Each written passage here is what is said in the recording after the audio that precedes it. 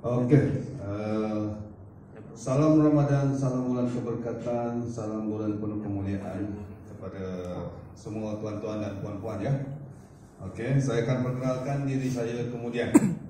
Oke, tajuk yang akan saya bawa pada hari ini adalah berkaitan peraturan memotong. Sebelum saya mulakan, saya nak tanya tuan-tuan ni apa khabar semua? Baik. Dan saya harap kelas kita hari ini bersemangat. Sebab ini berkaitan dengan pemanduan di jalan raya yang boleh menyelamatkan nyawa kita semua. So kalau kita tak semangat dengar ni, dia tak masuk kat dalam hati, takut dia berlaku pada kita dan pada siapa-siapa. Okay, so sebelum saya mula, tolong amati video yang saya dah sediakan ni. Tuan tolong play.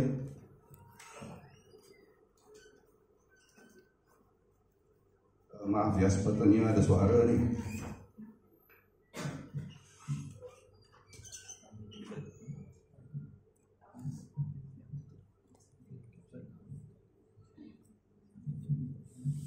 Okey, seperti yang tuan-tuan dah nampak ya, ini berkenaan video kemalangan semasa memotong ya.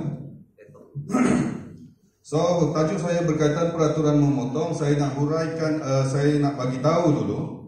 Peraturan memotong ada 3 ya, iaitu sebelum, semasa dan selepas. Saya akan huraikan benda itu nanti. Sebab apa? Sebelum kita memotong tu kita akan berada di jalan raya dulu. Sebelum kita memotong, kita akan berada di belakang kereta. Okey. So, gambar yang tuan-tuan tengok, kalau tuan-tuan tengok kereta biru dan kereta putih tu, kereta putih tu sedang buat apa tu? Tuan-tuan? Memotong. Terima kasih Tuan Fidaus. Dia kereta putih tu sedang memotong ya. Okey. Okey, boleh bagi tahu saya apa makna papan tanda dekat sebelah kiri saya tu? Okey, terima kasih. Dekat gambar ni saja telah menyatakan ya bahawa dekat situ gambar tu dia memotong. Bermakna dia boleh memotong. Memotong ni bukan di semua tempat tuan-tuan. Yang ada tanda macam ni dilarang memotong. Okey? Dan kadang-kadang tanda dia bukan macam tu. Kadang-kadang tanda tu berada di atas jalan raya. Contohnya double line, satu garisan terus. Saya akan ulas benda tu akan dengan lebih lanjut lagi nanti. Sejuk ekornya. Okay, next.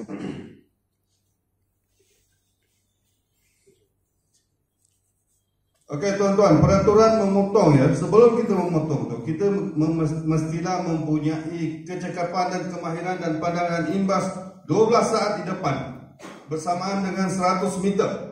Okay. Susah nak agak kan, tengah bergerak ni nak kira 100 meter macam mana? Okey, so kita kena mengamalkan peraturan pandangan imbas 12 saat. 12 saat di depan. Sama praktik yang sama digunakan untuk peraturan 2 saat dan 4 saat. Dia sama. So kita mula ambil objek statik dekat depan, objek kekal, contohnya pokok. Tak ada pokok tiang lampu. Kalau tak pun ambil lah apa-apa, mesti ada sesuatu dekat depan tu. Dan kita mula mengira 1001, 1002 dan seterusnya.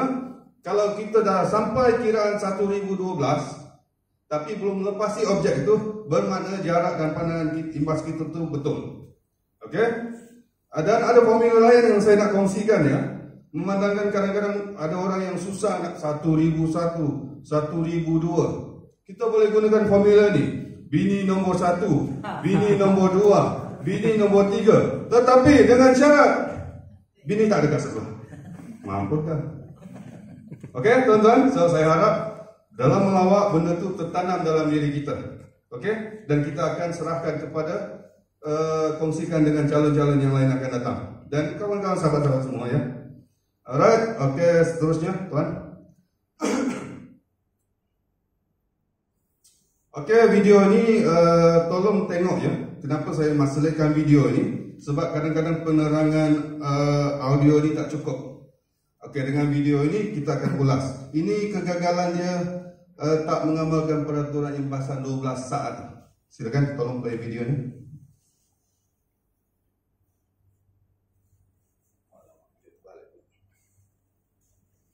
Tengok kereta yang dekat belakang lori ya. Kereta belakang lori ya. boom, bradong, boom. Tak salah, saya buatlah. So nampak tak dekat situ? Semasa dia memotong tu, dia ada pandangan imbas 12 saat tak di depan? Itulah punca dia. Dia tidak ada pandangan imbas 12 saat di depan. Dia main potong je.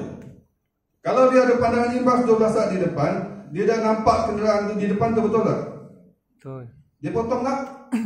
Kalau dia potong, dia gila lah. Memang sengaja nak mati lah. Tapi pada pemikiran rasional normal kita dan ikut pada undang-undangnya, kita jangan memotong masa tu. Sebab kita tidak ada pandangan imbas 12 saat di depan. Okey, teruskan tuan.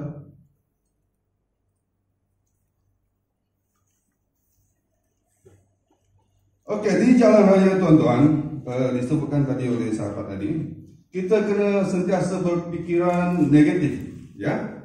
Dengan menjangkakan sesuatu yang buruk akan berlaku kalau kita bertindak begini, begitu dan sebagainya. Okey, jangan kita anggap potong dia sampai rumah. Gila, itu semuanya tak betul. Okey, kita kena jangkakan kalau kita buat ni, mungkin kereta tu langgar saja. Kita potong kereta ni, mungkin kereta dari simpang tiba-tiba ada kereta, kanak-kanak ke apa-apa bentuk hazard. Kita kena menjangkakan sesuatu yang buruk.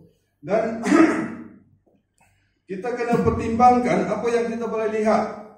Kalau kita boleh lihat dengan jelas bahawa keadaan adalah selamat, teruskan. Okey, dan kita pernah pertimbangkan juga apa yang tak selamat. Kalau kita buat macam ni, selamat tak? Ambil yang tak selamat. Sebab kita tak jelas benda tu.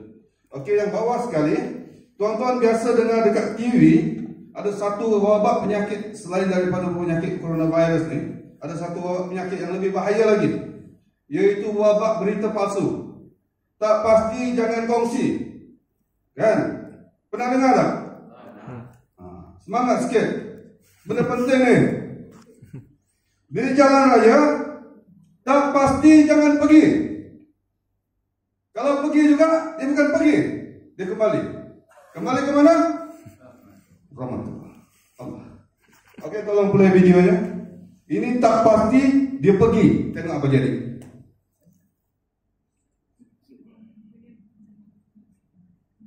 Nampak apa di depan? Tak nampak. 12 saat tak ada. Ambil kau. Jadi, itu salah satu contoh yang jelas, ya. Berita kalau tak pasti jangan kongsi. Dekat jalan raya kalau tak pasti jangan pergi. Tolong share dengan kawan-kawan yang lain yang tak tahu. Yang tahu ingatkan. Terima kasih. Tuan teruskan. Okey, seperti yang saya sebut tadi, memotong ni perlu. Tetapi kita kena tahu bila. Okey? Bila kita perlu memotong? Abang dekat depan ni, bilakah kita perlu memotong? Bila kereta di hadapan perlahan. Okey, terima kasih. Bila kereta di hadapan perlahan lah, ya, ada lagi benda lain. Tetapi sebelum kereta kita memotong ni, kalau dia slow pun tapi dia 10 km lagi, takkan nak potong. Okey? Kita memotong kenderaan ni bila ada kenderaan di depan untuk dipotong. Kalau tak ada kenderaan, nak potong apa? So itu antara situasinya di sini. Apabila kenderaan di depan itu terlalu perlahan, mungkin akan menyebabkan dalam bahasa Inggerisnya road hogging ataupun mengganggu kelancaran lalu lintas. Kita boleh potong kenderaan tersebut, ya. Saya akan masuk pada peraturan-peraturan memotong selepas ni, sebab dia ada step-step dia. Sebelum memotong, selepas memotong, semasa kita baru nak start enjin pun ada step dia. Okey, dan apabila kenderaan di hadapan menukar laluan, ya, kita pun boleh potong. Contohnya dia keluar daripada laluan asal ke bahu jalan ke simpang, kita boleh potong dia. Apabila didapati selamat, konsep dia sama macam lampu hijau. Hijau jalan ke apa? Berhenti. Jalan. Bunuh diri. Jalan bila selamat. Kalau lampu hijau lori jalan juga. Jalan juga. Tak beraya. Okey? Dan apabila mengekori kenderaan di hadapan yang pada pandangan profesional kita sebagai pemandu profesional, yang kita pandang dia ni boleh menyebabkan kemalangan. Mungkin pemanduan dia tu tak steady. mengantuk ke, mabuk ke, seperti yang terjadi baru-baru selepas PKP 1.0, buka aja kes yang paling banyak pemandu mabuk. So kita tengok dia bawa tak steady, ke kiri sikit, ke kanan sikit.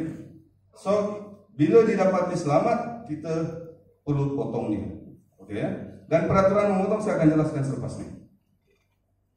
Teruskan. Saya dah sebutkan tadi peraturan memotong ada 3. Sebelum, semasa dan selepas. Okey, kalau kita boleh praktikkan, serapkan dalam diri kita semasa dalam pemanduan peraturan memotong ni, dijamin tuan-tuan 99.9% kemalangan boleh dielakkan. Kalau dia berlaku sekalipun mungkin minor, impact dia tu bukannya major, ya. Alright. So sebelum memotong, pastikan kita ada jarak yang selamat dengan kenderaan di depan. Dekat video tadi tuan-tuan dah nampak, jarak dia memotong dengan kenderaan di depan selamat tak? Tak sampai 2 saat, malah tak sampai 1 saat. Dan apa yang berlaku? Kemalangan. Okey. Periksa di hadapan 12 saat, saya dah sebutkan tadi. Ingat lagi formula dia? Apa dia formula dia? Tuan? Formula 12 saat. Ambil jarak penglihatan ke belakang. Formula kiraan dia. Guna apa ni, benda statis. Bini ada kat sini ke? Bini tak ada. Okey, saya ulang sekali lagi formula dia. Kalau nak seronok sikit, bini nombor 1, bini nombor 2, bini nombor 3. Pastikan bini tak ada belakang. Tapi perangan tu jangan lebih-lebih lah. Fokus. Itu antara formula dia lah ya. Okey. Alright, so pandangan imbas 12 saat di depan itu sangat penting ya, supaya kita dapat pandangan daripada semua arah. Macam saya sebutkan tadi, tak pasti jangan kongsi ya, tak pasti jangan pergi. Okey, alright. Dan sebelum memotong, kita kena mengamalkan rutin CITO. Okey, saya boleh ulang sekali lagi CITO apa dia? Cermin, isyarat,